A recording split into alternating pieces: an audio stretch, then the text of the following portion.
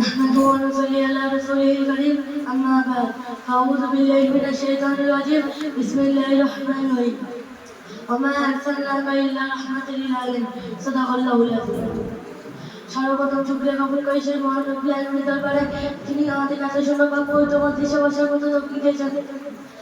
দরবারে শুকরিয়া স্মরণ করি আলহামদুলিল্লাহ। তারপরে বলি জানাই সেই বিশ্বনবী দরবারে যাকে সৃষ্টি না করলে আমি আপনি গাছপালা পশু পাখি এমনকি আকাশ মঙ্গল কিছুই সৃষ্টি হতো না। তারা দরবারে দরুদের নাজানা শুরু করি সাল্লাল্লাহু আলাইহি ওয়াসাল্লাম।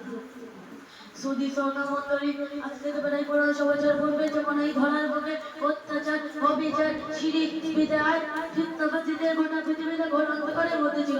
তখন মানুষ শান্তির জন্য যতক্ষণ দিয়ে নাই চেয়ে থাকতো আকাশ পানে কখন খোদার পেয়ে দ্রুত ভগবান করবেন দুনিয়াতে। সেই সময় আরব দেশের মক্কা নগরে আমিনার পুরে ঘরে আলাই আলোকিত করে হেসাদিকারী সময় 570 খ্রিস্টাব্দে বিশ্ব নবী সাল্লাল্লাহু আলাইহি ওয়াসাল্লাম এই দয়ার বুকে আসেন। তিনি এমন একটি যুগে আবির্ভাব করেন যে যুগের মানুষ ছিল সিংহের চেয়ে হিংস্র, অজগরের চেয়ে বিষাক্ত, কুকুরের চেয়ে লোভী। তারা মানুষকে মানুষ বলে মনে করতো না, নারী জাতি ছিল না কোনো মর্যাদা, ফুলের ন্যায় ফুটফুটে নয়নের মণিকে জীবিত দমন করতে করে রাখবে। সে কি অমানসিক অত্যাচার হচ্ছে।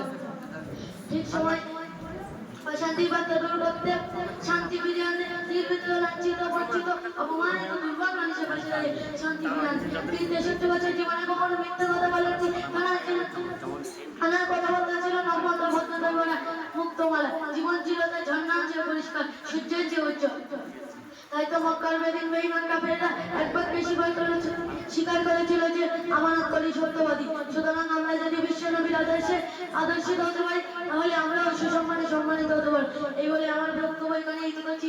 আমার তৌফিক আমার আসলে আমি সুমার আবেদন আনন্দ